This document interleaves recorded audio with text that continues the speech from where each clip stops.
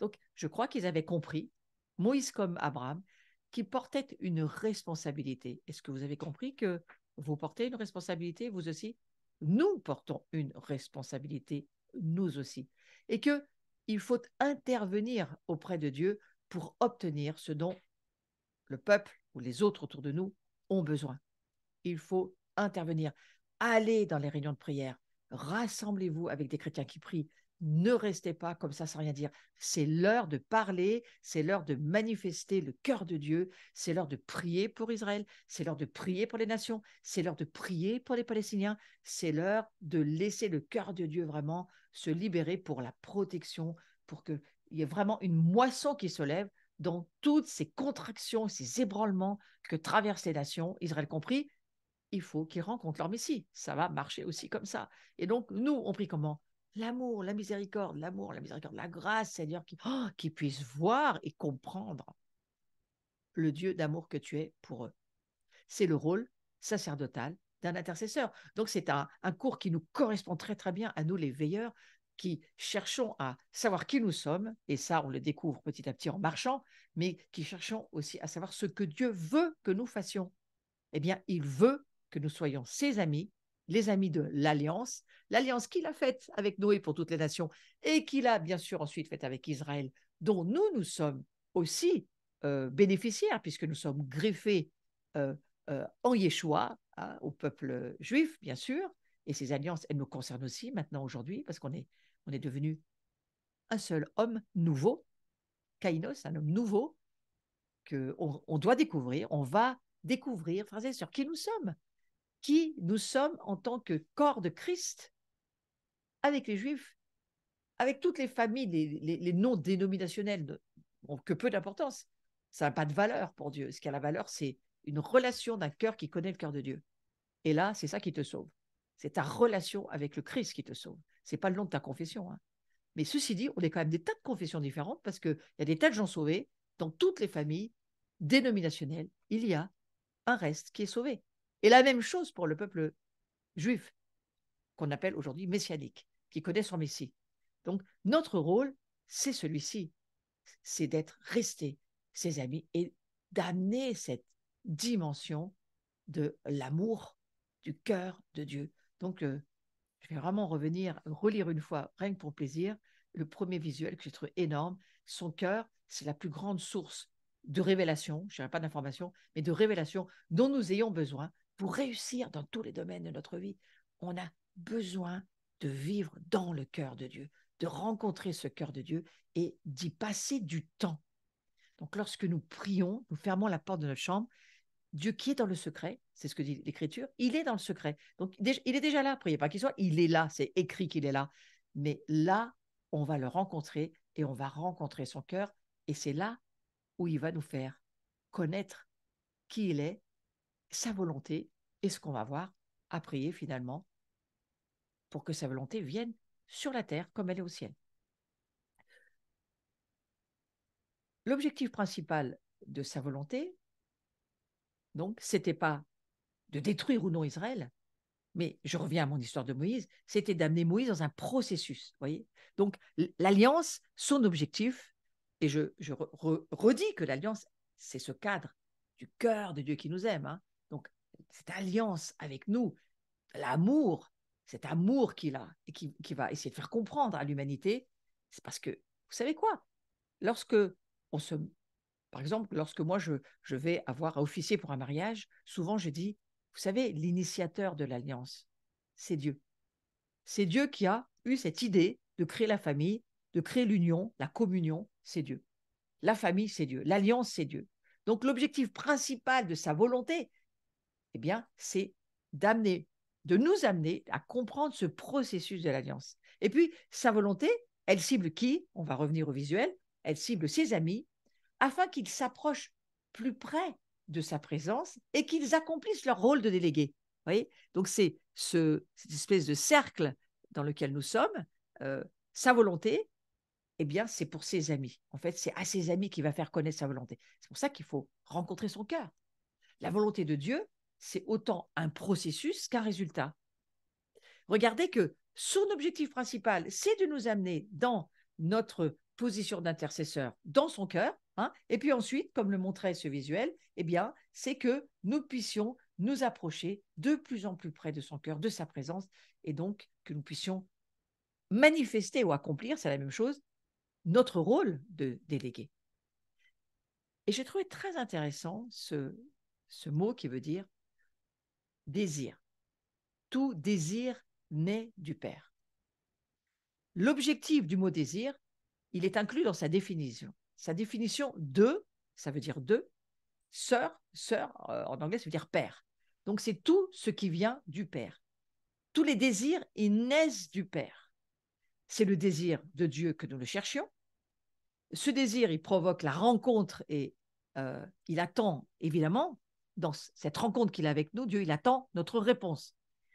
Et c'est le fait de passer du temps avec Dieu qui va changer nos désirs. Vous voyez, le désir de Dieu, ça doit devenir notre désir à nous. Nos désirs doivent devenir les désirs ou être les désirs de Dieu. Et nous devenons toujours semblables à celui que nous adorons. Donc, désir de Dieu, du Père. C'est important hein, de se dire, eh bien, nos désirs doivent venir de cette source dans laquelle nous avons toutes les révélations, c'est dans le cœur du Père. C'est là que nous trouvons toutes les révélations pour tout ce que nous sommes, tout ce qui existe, tout ce qui est sur la terre comme dans les cieux, ça vient du cœur de Dieu. Et c'est le désir de Dieu, que nous comprenions qu'il nous aime. C'est son désir. Donc, de notre amitié, nous découvrons les choses qui lui plaisent. Vous voyez, parce qu'on devient amis. Donc, finalement, on n'est plus serviteur, on est amis. Et les amis, eh bien, ça s'intéresse à savoir qu'est-ce qui te plaît, qu'est-ce qui te ferait plaisir, qu'est-ce que tu voudrais. Et ce désir, il est donc toujours la rencontre de quelque chose d'absent qui n'existe pas et qui va justement devenir réalité. Alors, notre nouvelle nature, je crois qu'elle cherche à connaître Dieu, lui plaire par nos pensées, hein, nos ambitions, nos désirs. Le désir, il est toujours la recherche de quelque chose d'absent. La réalisation de l'homme va dépendre de la réalisation de ses rêves, ou, on va dire autrement, de ses désirs, et donc permettre à sa nouvelle nature de s'accomplir. Ce que j'aimerais nous dire sur ce cours, c'est que nous avons besoin de nous découvrir, et alors que nous allons découvrir les désirs de Dieu, ce qui naît du cœur de Dieu, ce que Dieu veut nous faire voir et entrer dans la connaissance de son cœur, alors nous connaissons le désir du Père. Et c'est là où nous recevons la révélation de qui nous sommes en fait. Nous sommes son désir. Nous sommes le désir du Père. Nous sommes appelés désirés. Et c'est quelque chose, il faut juste rentrer dedans, voyez. Et ce désir, c'est-à-dire ce qui vient du Père, qui vient de notre Père, c'est que nous soyons nous-mêmes. Tous ces désirs. Ouais. Alors, la nouvelle nature, elle cherche à voir, à entrer, hein, toujours comme Nicodème avec Jésus. Nicodème, Jésus va lui dire, vois par la foi et rentre dedans. Et Nicodème, il a eu du mal, je ne sais pas si vraiment il l'a fait ou pas, mais nous, il nous le redit. Il nous redit, voilà, regarde. Il faut que tout ce que tu veux, tous tes désirs, tous tes rêves, eh bien, il faut que ça permette à la nouvelle nature que tu es de s'accomplir. Et c'est dans le cœur de Dieu que tu vas trouver tout ce que tu cherches, tout ce que tu veux vouloir, que Dieu veut voir s'accomplir, que toi, tu vas finir par voir aussi vouloir s'accomplir dans ta propre vie. Et tout cela, eh bien, devient notre désir de le trouver. Parce que notre nouvelle nature, elle va permettre à nos forces, à nos potentiels, de se développer dans une harmonie bienheureuse. C'est pour ça que ce cours, je l'ai intercalé entre la gloire, la foi, la révélation, mais aussi, avant de revenir dans la nouvelle identité que nous sommes, sur laquelle nous allons revenir, parce que c'est juste le fait de parler de la gloire que nous sommes, eh bien finalement, vous voyez, il faut penser à cela, que cela devienne notre désir, c'est-à-dire le désir du Père, de le trouver. Notre nouvelle nature, elle va le permettre. Et c'est cela que notre nouvelle nature désire, parce qu'elle est de la nature de Dieu. Elle n'est pas de la nature ancienne, charnelle, séparé de Dieu, avec ses idées, ses opinions, ses façons de voir limitées à son âme. Non, nous sommes maintenant des êtres spirituels, et les êtres spirituels que nous sommes en Christ, eh bien, notre nature, elle a le désir de Dieu. Elle cherche Dieu et elle veut finir par le trouver. Et voyez, ce soir, c'est là-dessus que je vais m'arrêter, mais une fois satisfait ce désir, vous savez quoi? Eh bien, il ne cesse d'augmenter ce désir, parce que le désir, il semble augmenter la puissance et l'amour de l'homme nouveau que nous sommes, parce que nous aimons Dieu, nous nous aimons, nous aimons Dieu, nous nous aimons. C'est donc une expansion de la force et de l'être de Dieu en nous, de Christ en nous. Oui, bien sûr, oui, c'est pas notre ego qui s'aime, non, non, c'est Christ en nous que nous aimons. Et alors ce désir, il augmente la puissance de l'amour de soi, mais de l'homme nouveau, de Christ en moi. Ah oui, ce cœur-là, ce cœur de Dieu en moi, ah mais j'aimerais que ça s'arrête jamais et que ça croisse, que ça augmente de gloire en gloire. Est-ce que ça s'arrêtera un jour? Je ne le pense pas. Parce que Dieu n'a pas de début, n'a pas de fin. Cet amour-là n'a pas de début, n'a pas de fin. Donc, il faut bien pour cela nous aimer en premier. Et je vais aller très vite là-dessus pour nous dire, en nous aimant en premier, en accueillant sa présence en nous en premier, désir de Dieu, nous laissons Dieu nous aimer au travers de sa présence. C'est en cela que Dieu en nous, nous en lui, c'est dans ce cœur de Dieu-là que nous trouvons qui nous sommes. Et là, on peut s'aimer en premier. Là, on peut dire, ah oui, oui, ah oui, cet amour-là, il est pur. C'est l'amour de Dieu en moi. Pour moi, c'est l'amour de mon Père. C'est l'amour de ce Père éternel dont je suis le désir depuis toujours. Depuis toujours, Dieu me désire. Cet amour-là, il est transformateur de ta vie. C'est lui qui te transforme. C'est cet amour-là qui descend dans ton cœur et qui te dit, voilà, maintenant tu me connais. Maintenant, passe du temps avec moi parce que mon cœur te désire. C'est mon désir. C'est pas toute ta vie passée qui te définit, c'est pas tes blessures, c'est pas tout ce que tu as vécu. Cette vieille vie, elle est morte à la croix.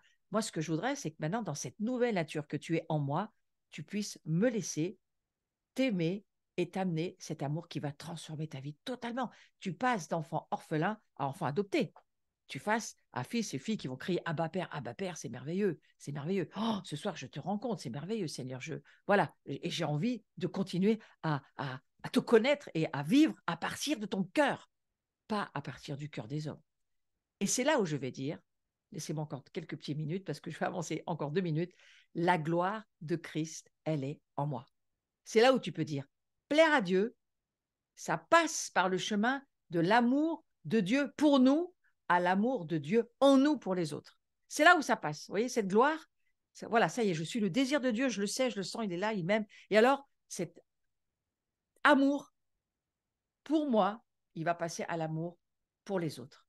Aime ton prochain, pas seulement comme toi-même, mais comme Jésus, il t'aime.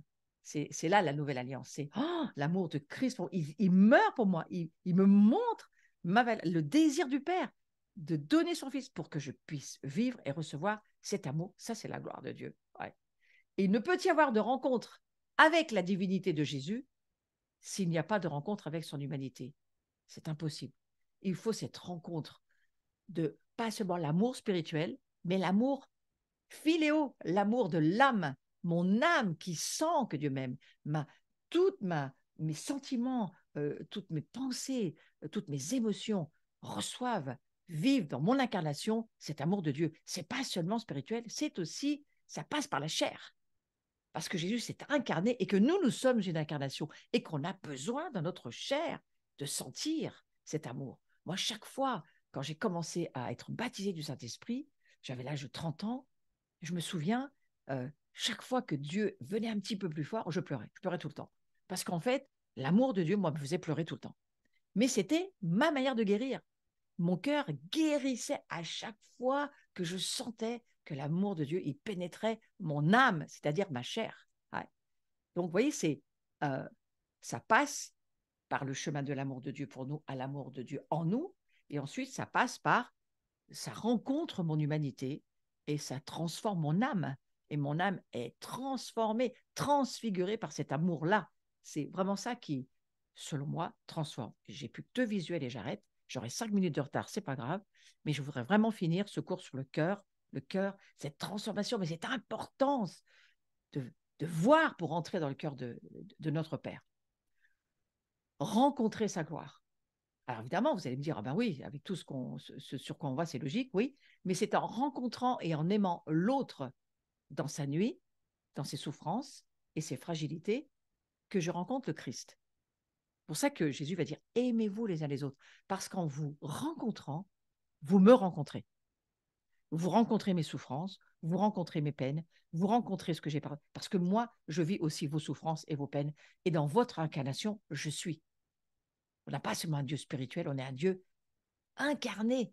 On a un Jésus qui a vécu dans notre chair. Et vous savez quoi dans les cieux? Bah, on a un Jésus qui vit dans sa chair, glorifié, mais dans une chair quand même. Parce que, regardez comme il est réapparu aux disciples, à Thomas. Il a dit, Thomas, je ne suis pas seulement un esprit, regarde, j'ai une chair. Hein, et les trous, nous, on va les voir quand on va voir Jésus, j'en suis sûr. On va voir sa chair glorifiée. On a un Jésus incarné. Donc Dieu, il est souverain sans aucun doute. Sa position de souverain, ça nous appelle à coopérer avec Christ. On est d'accord qu'on va manifester qui il est. Mais je vais finir avec ce visuel-là. Il faut coopérer avec sa gloire. Frères et sœurs, Dieu est si sûr de sa souveraineté qu'il ne craint pas d'apparaître non souverain. Ça, c'est Jack Taylor qui l'a dit. Et je trouve cela extraordinaire.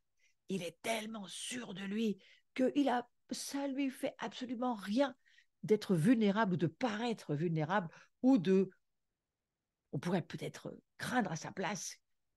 Finalement, il n'est pas si souverain que ça. Eh bien si, voyez-vous, il l'est dans toute son incarnation glorifiée, le Christ. Amen. Donc je vais prier ce soir pour que cet amour, ce cœur de Dieu, ce cœur de Père, cet ami soit vraiment votre ami, que son amour puisse continuer à vous, vous rencontrer dans l'incarnation que vous êtes, que nous sommes ensemble, et que notre incarnation, notre âme soit touchée, profondément guérie, profondément transformée par cet amour de Dieu, parce que non seulement Jésus va donner sa vie, pas seulement sa vie pour que nous ayons une vie éternelle, mais il va donner son âme. Et 3 fois, le chapitre 53 d'Ésaïe va nous dire, il a offert son âme, il a offert son âme, il a offert son âme pour nous, par amour. Il nous veut coopérants, mais parce que nous savons qu'il nous aime. Et nous travaillons avec lui. Nous coopérons, mais nous sommes aimés, favorisés. Nous travaillons dans sa présence et nous travaillons parce qu'il est amour et parce qu'il nous aime. Amen. Voilà, soyez bénis ce soir, frères et sœurs. Libérez cette bénédiction sur les autres. Moi, souvent, j'ai tendance à dire, libérez plus la grâce qu'autre chose. Et puis, si on nous dit, oh, mais vous exagérez dans la grâce, alléluia, amen. Parce que le cœur de Dieu, Dieu est amour. C'est ce qu'il est, c'est sa nature, et donc, c'est qui nous sommes. Voilà. Donc, je vais terminer cette soirée en vous bénissant tous et que la bénédiction, vous puissiez la libérer encore sur les autres qui sont autour de vous. Voilà, le prochain cours. Donc, comme je serai en Arménie la semaine prochaine avec un groupe d'intercesseurs, je rentre la semaine d'après. Je serai là le jeudi 30 novembre seulement. Vous me pardonnez, mais je suis en voyage, donc je ne peux pas vous faire le cours. Voilà, le nouveau livre qui vient de sortir que vous pouvez vous procurer, Le chemin de la liberté. Et d'ailleurs, la prochaine journée sera le 9 décembre. Voilà, on va aller sur cette journée-là où je vais vraiment faire une journée spéciale sur la délivrance parce que j'ai beaucoup de personnes qui ont besoin d'aide sur ce sujet. Donc, je vais aller sur la délivrance et prier pour les captivités, quelles qu'elles soient. On va pousser pour un espace de liberté dans toutes les vies qui en ont besoin. Voilà, donc vous pouvez venir en présentiel ou sur Zoom, c'est aussi possible d'y participer. Voilà, pour revenir, je serai le 2 décembre à Paris dans une communauté que j'aime beaucoup, Christ est vivant. C'est une communauté catholique charismatique et ils sont magnifiques. Et si vous êtes sur la région parisienne, vous pouvez me rejoindre parce que c'est sur un après-midi où je vais intervenir d'ailleurs sur la gloire de Dieu. Mais vous êtes un petit peu au courant quand même du sujet, vous qui me suivez sur les jeudis. Voilà, ensuite, je serai à Bordeaux le 27-28 janvier, voilà, avec les Cénacles des femmes. avec Myriam Aguila qui m'invite et Marie-Christine Duval. Ce sont des femmes qui prient ensemble des intercesseurs pour lesquels eh bien, nous allons avancer. Et puis, j'ai un autre rendez-vous qui n'est encore pas mis là, mais je vous le redis, pour ceux qui êtes dans la région du Sud, le 21 janvier, je serai aux assemblées de réveil à Toulon, exactement, le dimanche 21 ou 22, je ne sais plus, janvier, je serai à Toulon l'après-midi pour deux interventions dans les rencontres avec Jean-Michel Tour. Voilà, donc si vous êtes dans le Midi, vous pourrez me rejoindre au mois de janvier. Voilà, merci pour tous ceux qui vous abonnez si vous ne l'êtes pas encore ou me mettez des petits commentaires sur ma chaîne. Merci beaucoup, ça me donne de la visibilité pour évangéliser. Voilà, merci pour tous ceux qui me soutenaient, j'apprécie et je vous bénis, quoi qu'il en soit. Passez une très très belle soirée et on se retrouve dans 15 jours. Soyez bénis, au revoir.